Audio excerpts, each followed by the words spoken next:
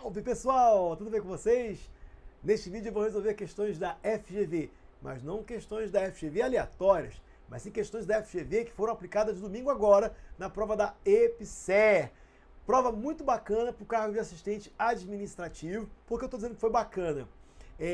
Na semana do carnaval eu tive a oportunidade de trabalhar um evento, um projeto específico do canal no canal do Gran Cursos Online, que era um projeto de simulado, em que a gente trabalharia trabalhamos na verdade teorias, segunda, terça, quarta e quinta, teorias ligadas ao conteúdo programático do cargo de assistente administrativo. Na sexta-feira a gente aplicamos na verdade um simulado, e para nossa feliz surpresa, foi na semana do carnaval, 2 semanas depois veio a prova, agora domingo, e cara, todas as questões foram trabalhadas nesse revisaço que a gente fez.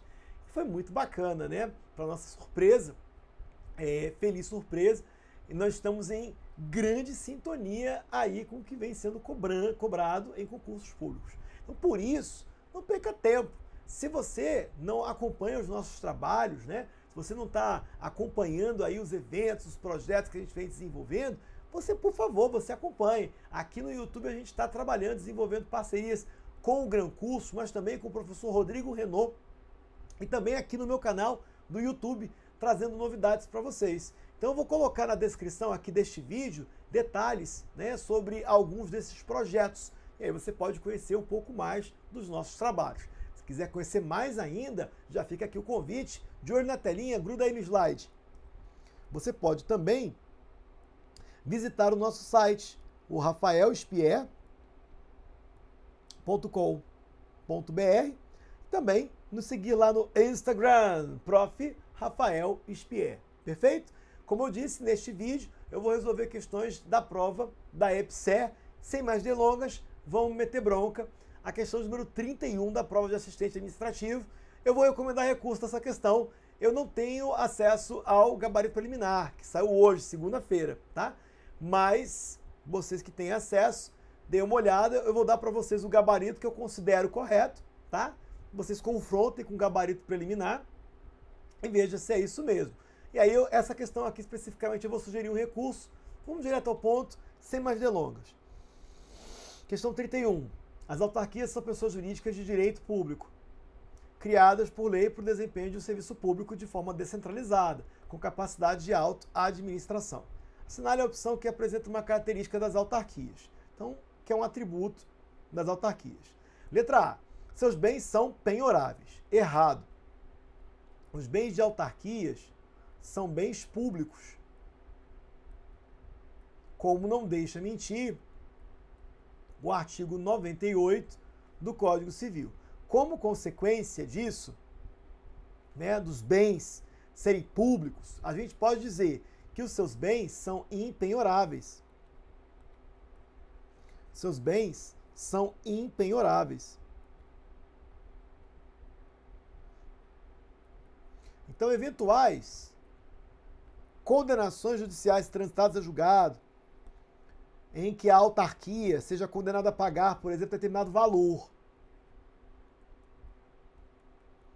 o bem não pode sofrer penhora, tá? Dada a impenhorabilidade do bem, a gente tem que aplicar o procedimento de precatório. Precatório. Opa, a execução é uma execução especial. Execução especial.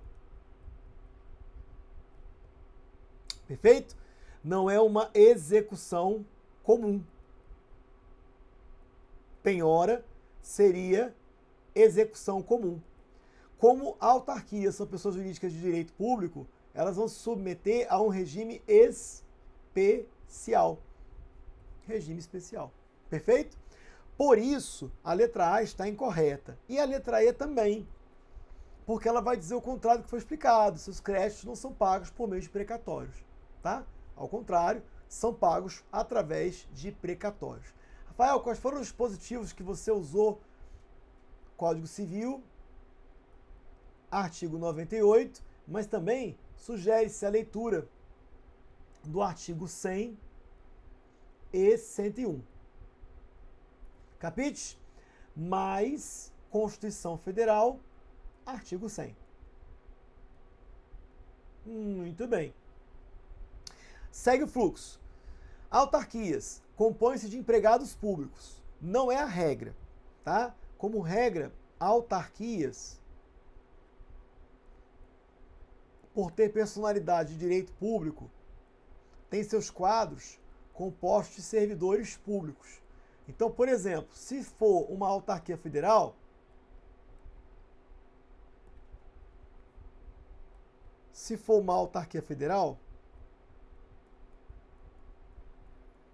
nós estaremos, por exemplo, diante da Lei 8.112 de 90, que vai falar de servidores federais, perfeito?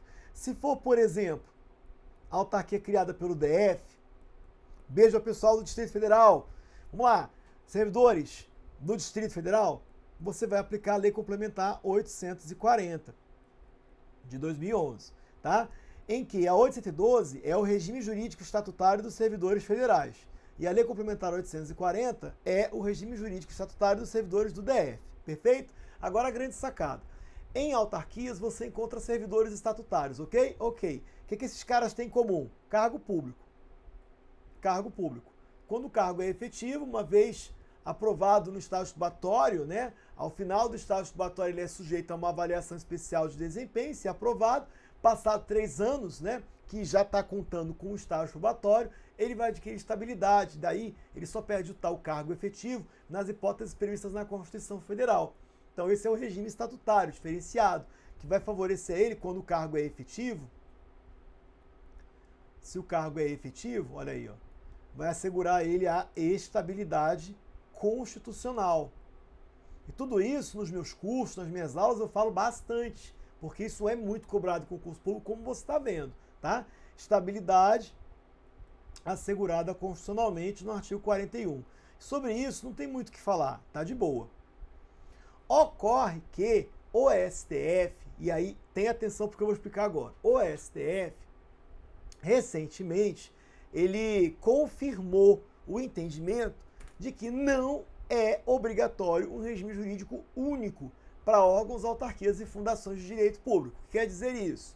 Autarquias, até algum tempo atrás, tinham que se submeter ao mesmo regime jurídico aplicado aos órgãos. Então, por exemplo, ministérios são órgãos federais, Lei 8.112. Autarquias federais, Lei 8.112. Perfeito? Por quê? Porque era obrigatório o regime jurídico único. Porém, agora, em novembro de 2024, o STF confirmou não é obrigatório o regime jurídico único, o que permite que autarquias passem a ter empregados seletistas. Opa, atenção aqui, ó. Hoje, autarquias não têm empregados públicos. A maioria delas tem servidores públicos. Então a resposta correta seria a letra D. Os seus quadros compõem-se de servidores públicos. Porém, contudo, todavia, de acordo com o julgado do STF, poderia ter quadros compostos de empregados públicos. Não poderia? Poderia. E, para além disso, observação. ADI 2135, que foi o que eu falei agora há pouco, tá? ADI 2135, não é mais obrigatório o regime jurídico único.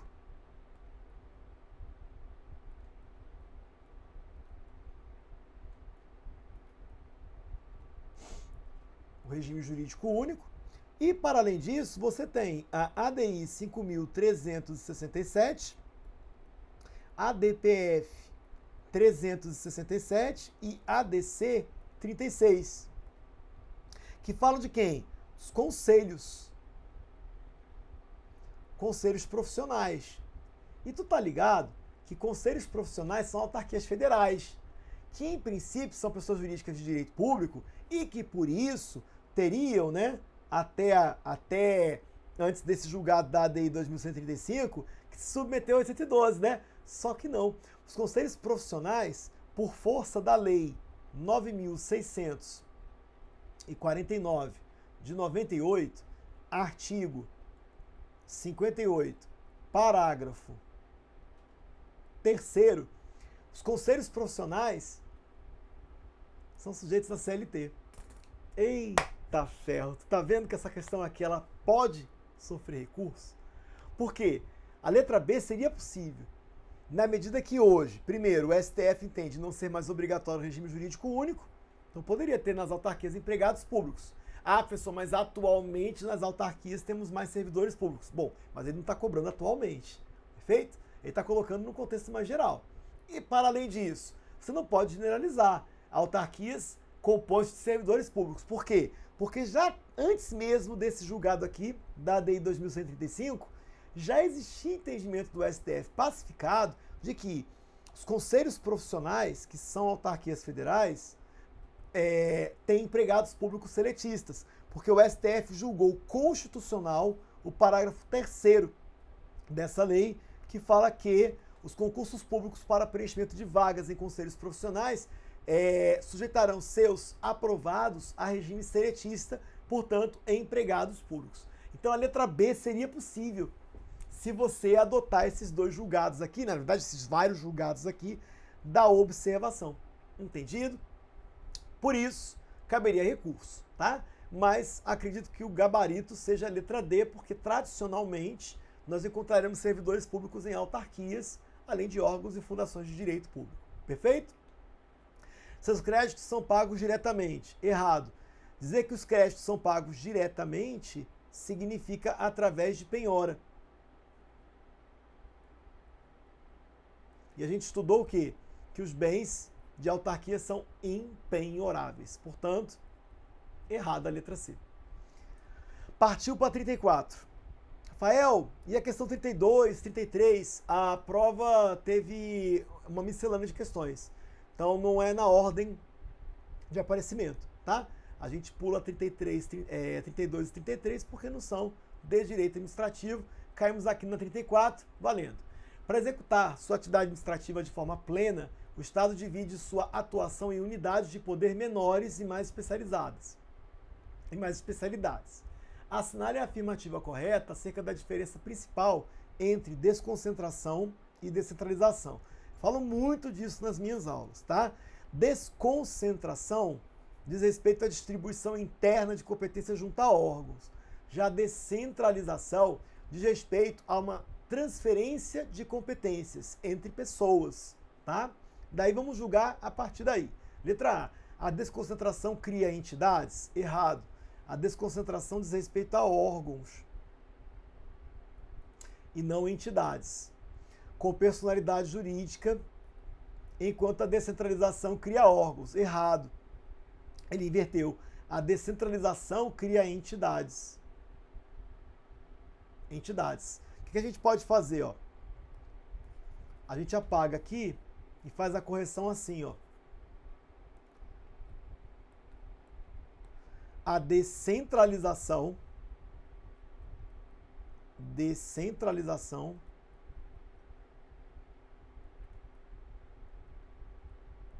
cria entidades com personalidade jurídica, enquanto a desconcentração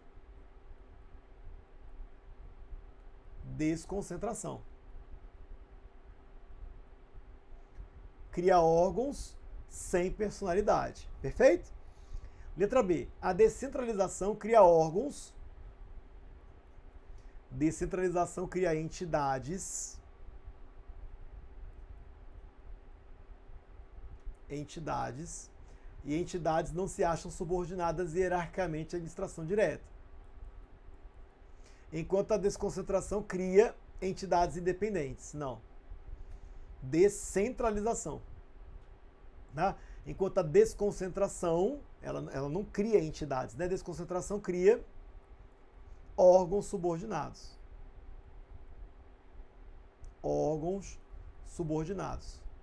Eu explico muito isso assim, a desconcentração é uma distribuição de competências interna, porque acontece dentro da pessoa jurídica e não para outra pessoa, e não quebra a hierarquia.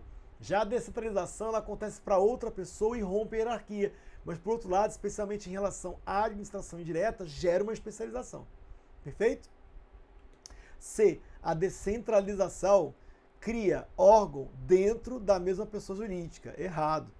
Não é a descentralização, é a desconcentração. E sem personalidade jurídica, né? Então, a desconcentração cria órgãos na mesma pessoa jurídica, sem personalidade. Na mesma pessoa jurídica e sem personalidade jurídica. Enquanto a descentralização cria entidades com personalidade jurídica própria. Deixa-me ver aqui. Na verdade, espera um pouquinho, eu estou vendo aqui que eu escrevi errado, tá? Aqui, ó. Aqui ele colocou a desconcentração, tá, gente? Ó, eu escrevi errado, deixa eu fazer aqui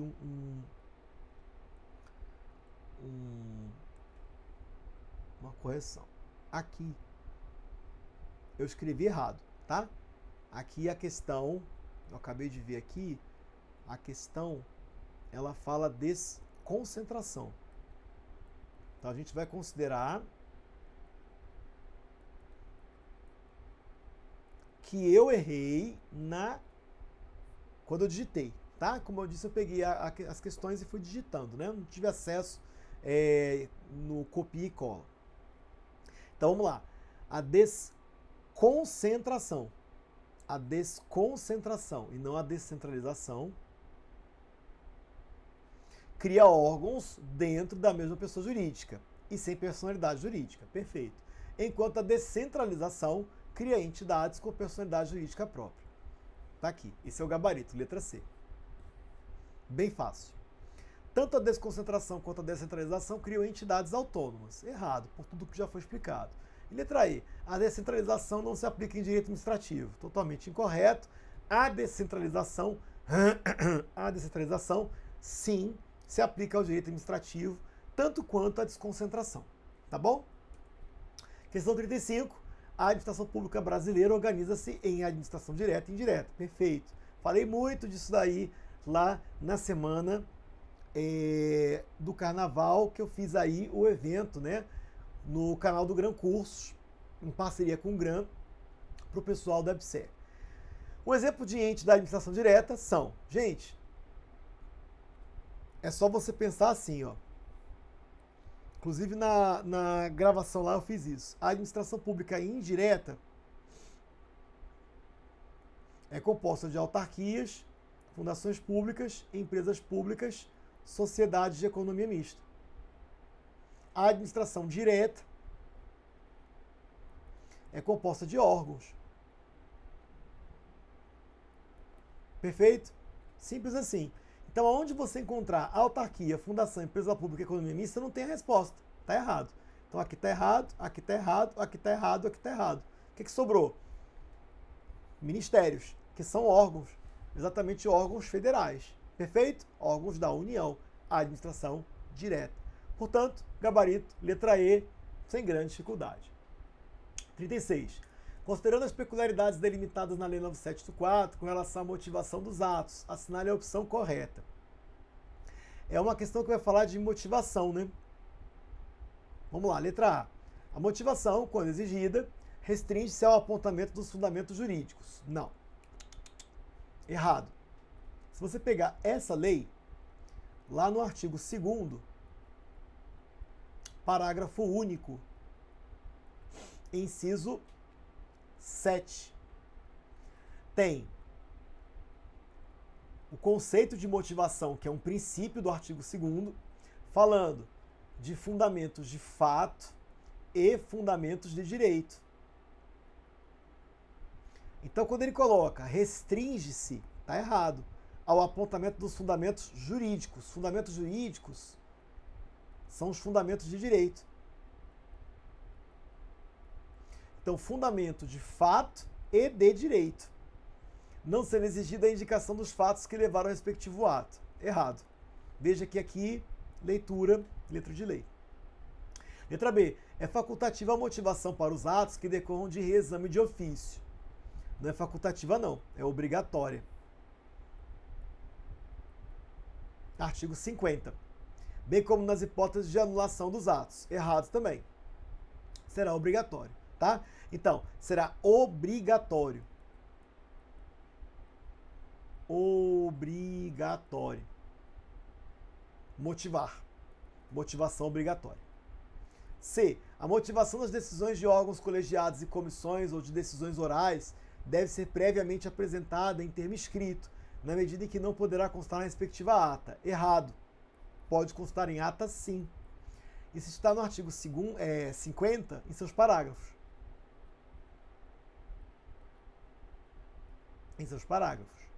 D. A motivação deve ser explícita, certo, clara, certo, e congruente, certo, podendo consistir em declaração de concordância com fundamentos de anteriores pareceres, informações, decisões ou propostas que, neste caso, serão parte integrante do ato.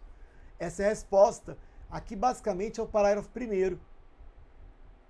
Artigo 50, parágrafo 1º. Tá certo? Essa segunda parte, inclusive, consiste na chamada motivação aliunde. A partir daqui, né? Motivação aliunde. Letra E. Na solução de vários assuntos da mesma natureza, é vedada a utilização de meio mecânico que reproduz os fundamentos das decisões. Errado, porque não é vedado. Ao contrário, é autorizado o uso de meio mecânico. Isso também está no artigo 50, em seus parágrafos. Perfeito? Aí ele coloca, né, ainda que não prejudique direito ou garantia dos interessados. Está errado, né? É possível a utilização de meio mecânico que reproduz os fundamentos das decisões, desde que não prejudique direito ou garantia dos interessados. Devendo a motivação ser pormenorizada em cada caso, né? Não precisa. É possível o uso, sim, de meio mecânico, ao contrário do que foi afirmado. Questão 38. Após a aprovação em concurso, o Delton foi admitido em determinada empresa pública federal, mas ficou muito preocupado com a viabilidade de ser responsabilizado com base na lei de improbidade, razão pela qual passou a rever as disposições constantes da lei 8429, com a redação alterada pela 14230. Em relação à sua situação funcional, nesse cenário, Delton concluiu corretamente que não poderá ser considerado agente público. Olha só, o Delton foi admitido em determinada empresa pública, por exemplo, a EBSER. Pode ser, não pode? Pode. E aí, a gente tem que saber que, como ela é uma pessoa jurídica de direito privado, em seus quadros, teremos empregados públicos seletistas, regime seletista, trabalhista. Empregados públicos sujeitos a CLT. E isso não tem nada a ver, ao contrário do que diz a letra A. Ele está dizendo que o Delton não pode ser considerado agente público. Ele pode sim ser considerado agente público. O artigo 2º dessa lei vai dizer que todo aquele que tem um vínculo decorrente de mandato, emprego, vínculo legal, né, ainda que transitório sem remuneração, com qualquer das entidades previstas no parágrafo 5º, 6º e 7º do artigo 1º da lei, são agentes públicos. Então é correto afirmar que o legislador usou o conceito no sentido mais amplo, compreendendo empregados públicos. Então você pode resumir assim, ó, ao contrário, o Delton pode ser enquadrado como agente público porque agente público é um gênero que compreende empregados públicos, além de servidores, temporários, militares, agentes políticos, agentes honoríficos, tá? E por aí vai. Então, item errado.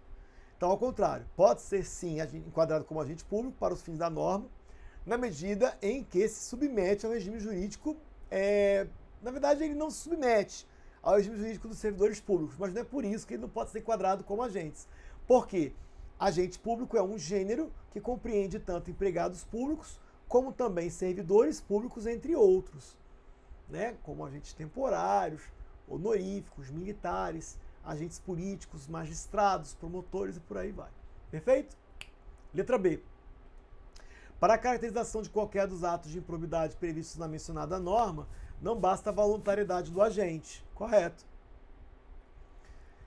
Isso é previsto no artigo 1º da Lei 8429, lá no parágrafo 2º, sendo necessário dolo, considerado como vontade livre, consciente, correto, de alcançar o resultado ilícito tipificado na lei. Essa é a resposta. C. As empresas públicas não estão abarcadas pelo conceito de administração pública. Errado. Claro que estão. Inclusive, seus empregados públicos são enquadrados como agentes públicos. Tá? Razão pela qual não se sujeita a respectivo regime de responsabilização. Incorreto. Está sujeito, sim. Letra D. Caberá a sua responsabilização com base na norma em apreço apenas se sua conduta de ter errado, se enquadrar como ato de improbidade que importa em lesão erária. Nada a ver. Você tem 3 tipos de improbidade: lesão erária, atentar contra princípios e também enriquecimento ilícito. Então não existe essa condição, tá? Como ele reproduz aqui. Letra E. Os atos de improbidade que atentam contra os princípios da administração são excepcionalizados da norma, são excepcionados da norma em comento com relação às empresas públicas. Você é doido? Claro que não. As empresas públicas também vão se submeter ao teor do artigo 11, que vai falar de atentar contra princípios, tá? De modo que as respectivas penalidades não podem ser a ele aplicadas. Errado, se aplicam as penalidades sim do artigo 12, no inciso 3.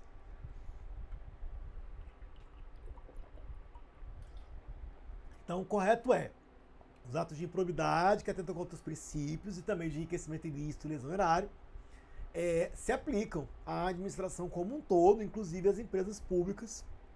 Errado é a assertiva constante na alternativa E.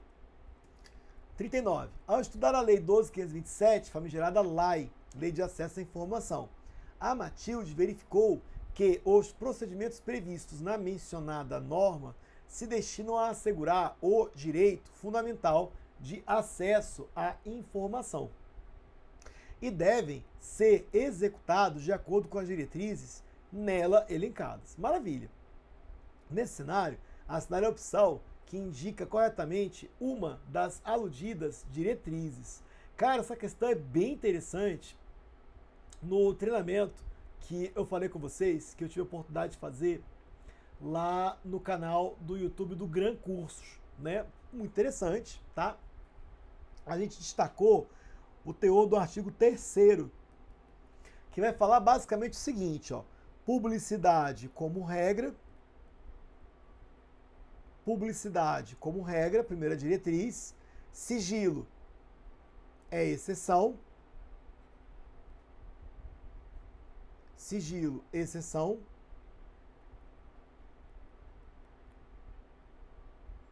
publicidade é a regra. A administração pública deverá realizar a publicidade por meio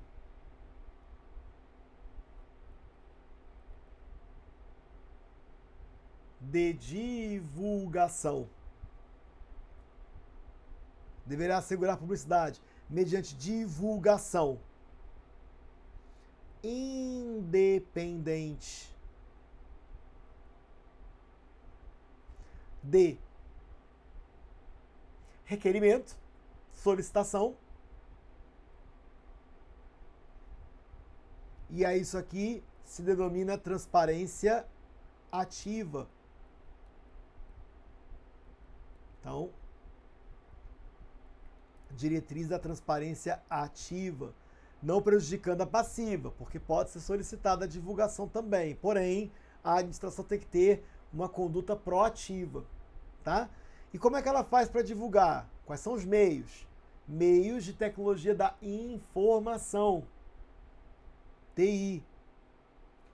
Perfeito? E, finalmente, qual o propósito?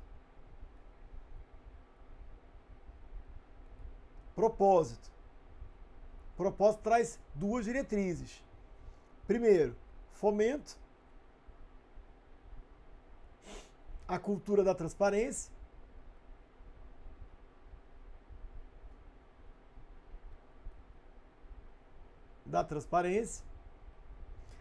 E também o desenvolvimento do controle social. Desenvolvimento do controle social. Pronto, tá aqui. Com base nisso aqui a gente mata a questão. Limitação do controle social? Claro que não.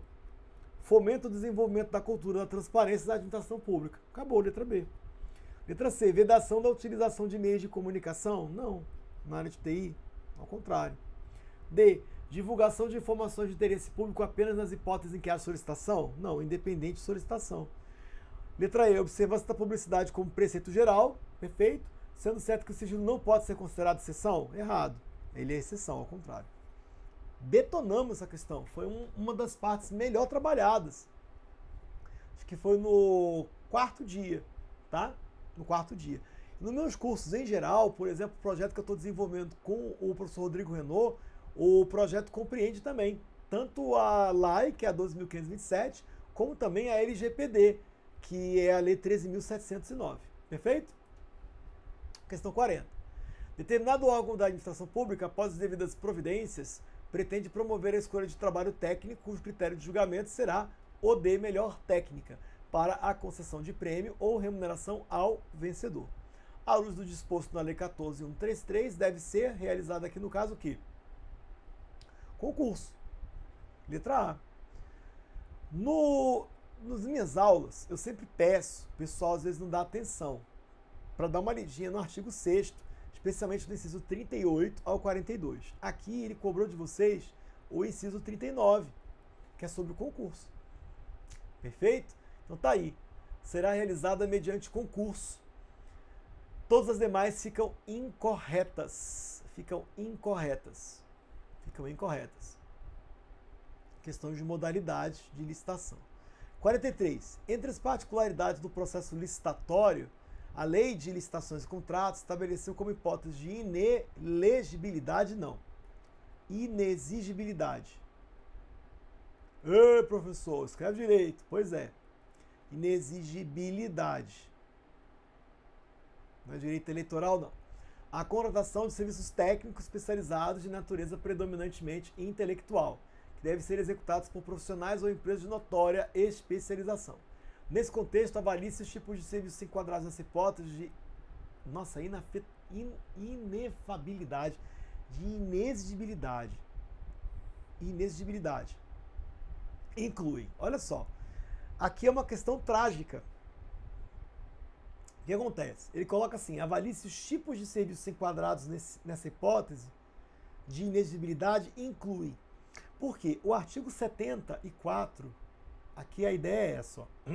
Artigo 74, no inciso 3, ele cita que o serviço técnico especializado de caráter predominantemente intelectual, que é contratado mediante inexigibilidade, é porque eu tenho uma inviabilidade de competição, porque eu preciso de um profissional de uma empresa com notória especialização. E aí ele diz, não basta a empresa ter notória especialização, o profissional ter notória especialização. É preciso que seja um serviço técnico especializado, de caráter predominantemente intelectual. E quais serviços podem ser assim enquadrados? Aí ele enumera das alíneas A a H. Entende? A linha A a H. Aí olha só que sacanagem. Item 1. Serviço de publicidade e divulgação. Isso aqui não é enquadrado nas alíneas como sendo serviço técnico especializado de caráter predominantemente intelectual. E, para além disso, no inciso 1, que fala, será inexigível a licitação para fornecedor exclusivo ou prestador de serviço exclusivo. É vedado enquadrar como serviço exclusivo melhor dizendo, prestador de serviço, prestador exclusivo de serviço. É vedado enquadrar para inexigibilidade o serviço de publicidade e divulgação. Então, se você ler a parte final do inciso 1, você vai ver que ele está misturando as bolas tudo. Essa questão é trágica, porque é um decorebazinho. Ela talvez seja uma das mais difíceis por causa disso, tá? Então, errado. Então, o inciso 1 proíbe inexigir, grave isso, proíbe inexigir licitação para serviço de publicidade e divulgação. Dá uma lida lá. 2. Locação de imóvel cujas características de instalações e localização tornem necessária a sua escolha. O que acontece? Esse aqui é o inciso 5 do artigo 74. Nossa, só que confuso isso. Confuso, né? Porque lá é falado, ó, a locação de imóvel cujas características de instalação e localização tornem necessária a sua escolha. Esses casos são de licitação inexigível, mas isso aí não é um serviço técnico especializado de caráter predominantemente intelectual que, se for contratado com um profissional ou empresa de notória especialização, torna a licitação inexigível. Não tem nada a ver, entende? Então aqui, ó, tá fora 2 também. Com base nisso, você já consegue marcar a letra C, que de fato é a linha E. é o inciso 3, a linha E. Restauração de obra de arte de valor histórico, tá? Obras de arte e de valor histórico. Tá aqui bens, né? De arte, bens de valor histórico, né? Bens. Confesso, até peço desculpa mais uma vez, como eu digitei rápido, para fazer rápido o vídeo, né? Restauração de obras de arte, bens de valor histórico. Isso aí, se você precisar contratar um profissional ou empresa com notória especialização para restauração de obras de arte e bens de valor histórico, é caso de licitação inexigível. Por isso a letra C. Perfeito? 5.3. Os atos administrativos devem obedecer às regras específicas para garantir sua validade. Caso contrário, podem apresentar vícios que os tornam passíveis de invalidação. Todavia, dependendo do elemento afetado pelo vício, é possível sua correção. Nesse sentido, com base no arcabouço legal, é possível sanar o vício. Galera, direto ao ponto. Ou você pode sanar o vício na forma ou o vício na competência. Então, ó, vício no motivo, errado. Vício no objeto, errado. Vício na finalidade, errado. Letra A, de forma, desde que realizado por algum chefe de poder. Nada a ver, não há essa condição. Errado. Só sobrou a letra B. De competência, desde que não seja exclusiva de uma autoridade, né? Não seja uma competência exclusiva de uma autoridade. O que é uma competência exclusiva? Competência exclusiva é indelegável.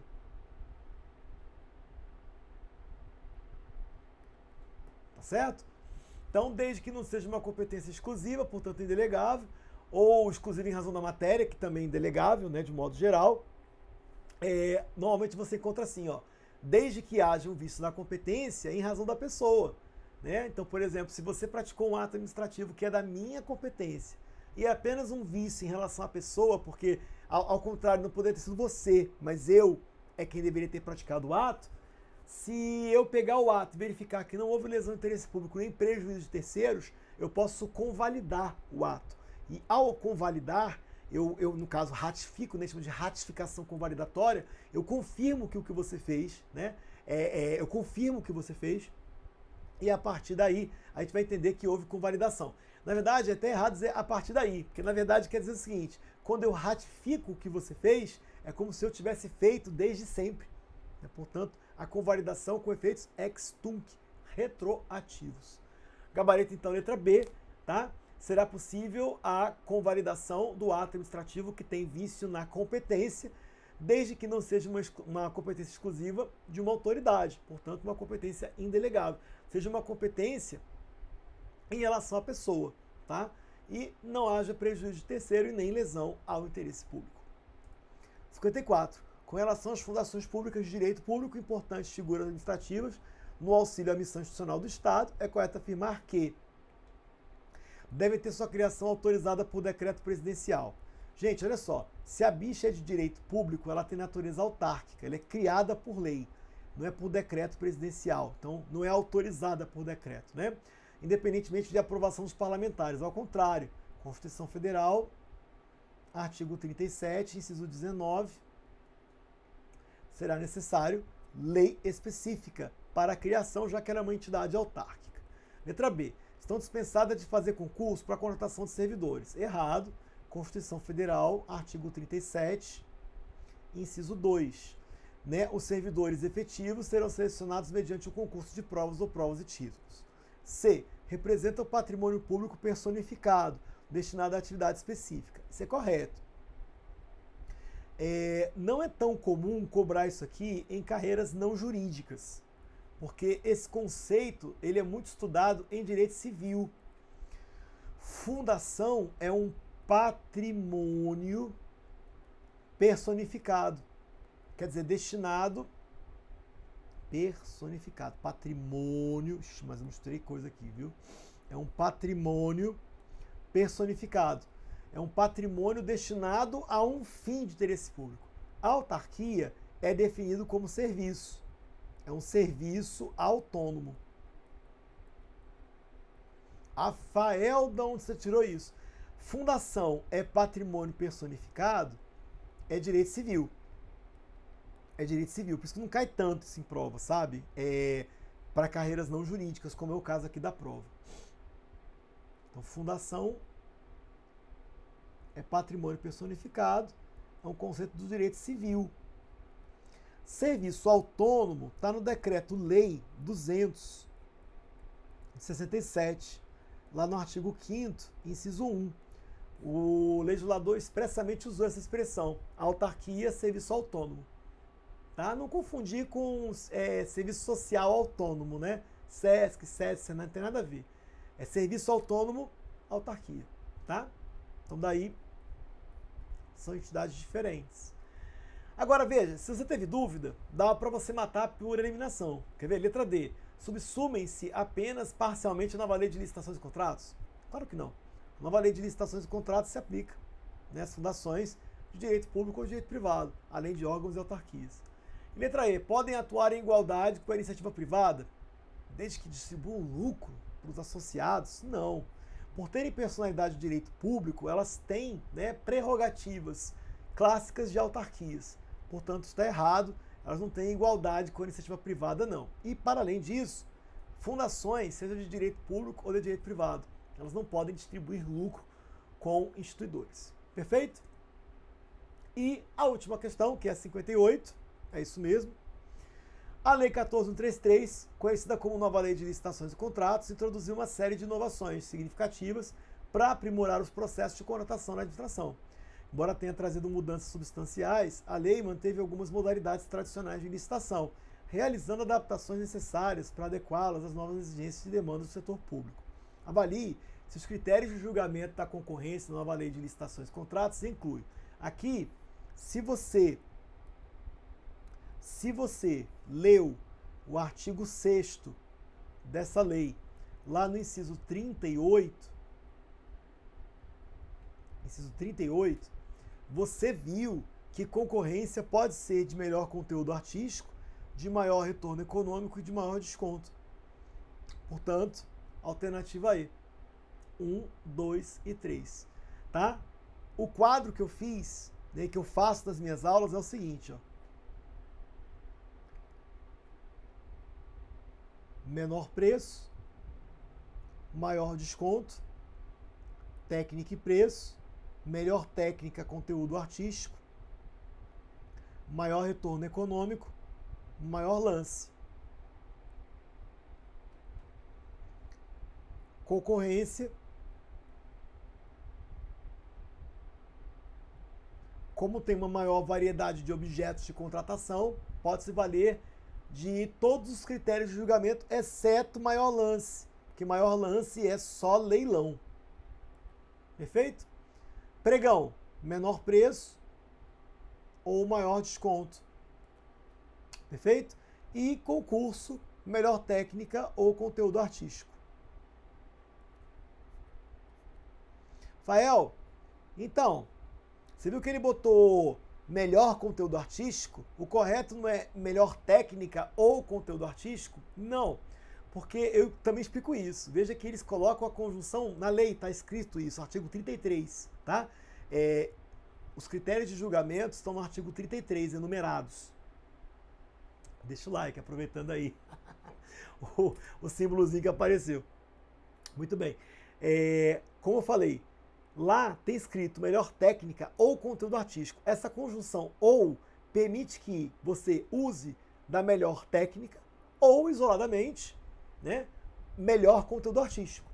Ou as duas juntas, melhor técnica e conteúdo artístico. Dá para usar juntas ou separadas. Por isso, quando ele colocou melhor conteúdo artístico, não tornou errado o item. Eu explico isso também, tá? Nos nossos projetos, cursos que a gente dá à distância, a gente explica isso daí. Não há dúvidas sobre o tema. Perfeito? Então, gente, eu vou ficar por aqui, tá? Espero que vocês tenham gostado desse vídeo. Vou deixar os nossos projetos, vou descrever aqui os nossos projetos, está sendo desenvolvido, né, em parceria com o professor Rodrigo Renault, os projetos também que vem desenvolvendo com o Gran Cursos, tá? E vou também pedir para que vocês nos acompanhem aqui no YouTube, no nosso canal, porque eu vou estar divulgando novos vídeos, colocando novos trabalhos, mais conteúdo para vocês. Não deixe de conhecer nosso Instagram e de nos acompanhar. Volta inclusive lá para o nosso slidezinho aqui, ó, Prof. Rafael Spier, tá? Não deixe de visitar o nosso site, rafaelspier.com.br.